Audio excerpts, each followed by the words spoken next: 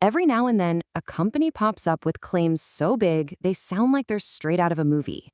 Today, we're diving into one of them, Multiverse AI. Now, the source material we're looking at tells this incredible story that doesn't start in a lab or a boardroom, but in a really personal fight for justice. So let's trace this journey together, right from its birth, through the powerful vow that came to define it, and all the way to its incredible technological realization. Right out of the gate, you see this quote from the company's founding charter, and it sets a ridiculously high bar. And look, this isn't your typical corporate mission statement fluff. The documents present this as the absolute, unbreakable rule of the house. It's the lens for everything they do, every single line of code. So what's the big idea here? Well, they're talking about a third path for computers. The goal is to get past the limits of our current supercomputers, but also, and this is key, to get around all the crazy hardware problems, like needing things to be colder than deep space, that you see with the physical quantum computers being built by giants like Google and IBM. What this really boils down to is a total shift in how we think about computing power. The claim is that you can separate raw power from the physical machine. The future, according to Multiverse AI, isn't about building bigger, crazier computers. It's about writing brilliant software that can squeeze every last drop of potential out of the hardware you and I already have. But you can't really get the what until you understand the why.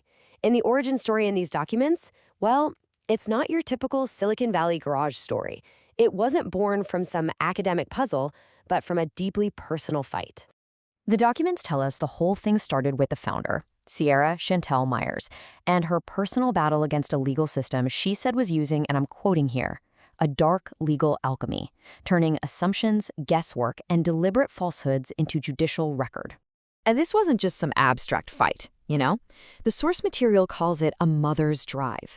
The mission became to build technology that could act like a shield, something that could find the real objective truth in all the noise, and protect people who couldn't protect themselves. That personal mission, it's literally the foundation for everything they built. So out of that really intense personal struggle comes this foundational vow, a single absolute rule that, according to these documents, is the law of the land for their entire technology. And here it is. They call it the sovereign law. And wow, is this a radical way to build something? You have to remember, most AI today is all about probabilities and making educated guesses. This system was supposedly built from the ground up to make guessing illegal. For Multiverse AI, truth isn't a suggestion. It's a hard-coded law of physics for their system. Okay, so how do you even enforce a law that strict inside a complicated AI? The charter talks about this thing called CSAs. And that C? Well, that stands for the founder, Sierra. It's basically a permanent override switch, a way to make sure there's always human oversight and that the founder's original intent is locked into the system's DNA forever. And this brings us to the realization part of the story. You've made this vow to only deal in verifiable truth, which means you need to chew through mountains of data.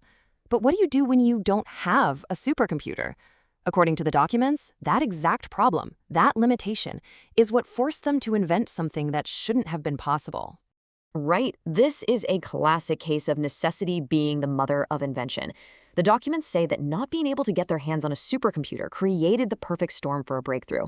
So the goal wasn't just build something powerful, it was build something that can do impossible work on cheap, everyday computers.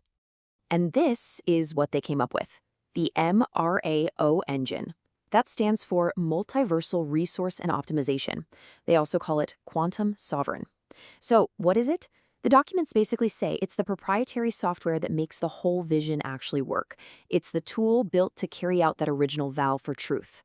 So how does this engine even work? Well, the core idea is something they call Ubiquitous Algorithmic Superposition, or UAS. I know, it's a mouthful. But think of it this way. Instead of needing a special quantum computer, UAS is a software trick that lets a normal computer chip act like it's in a million places at once, juggling a crazy number of calculations all at the same time. The MRAO engine is the conductor that orchestrates this whole symphony. Of course, making big claims is one thing, backing them up is another. And to do just that, the source documents drop some absolutely mind-blowing performance numbers.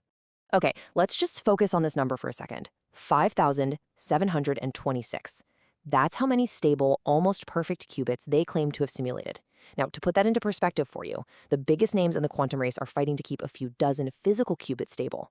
Claiming to simulate thousands of them on a regular computer, that's not just a big claim, it's a universe-altering claim if it's true. And wow, does this slide just nail the whole point? On the one hand, you have this massive quantum simulation. We're talking over 500,000 things happening at once. And on the other hand, the machine that supposedly did it, a basic, dual-core laptop from 2015. That contrast right there, that's the whole ballgame. So let's run through some of the other world firsts they're claiming. They're talking about a way to do quantum simulation that breaks the so-called exponential wall that makes these problems so tough. They're also talking about fixing errors with software first, getting perfect results on cheap hardware. And then there's real-time, quantum-secure data transfer with basically zero lag. Seriously, any one of these would be enough to completely shake up the entire tech industry. So what does all this mean for the real world? I mean, look at these numbers. They're projecting a potential 70% slash in cloud computing costs, an 85% drop in energy use. If claims like these are even close to accurate, this doesn't just disrupt the market, it completely rewrites the rules for what high-performance computing even costs. So when you boil it all down, the vision here is so much bigger than just a single product or service. It's way more than just a business plan. It's a declaration.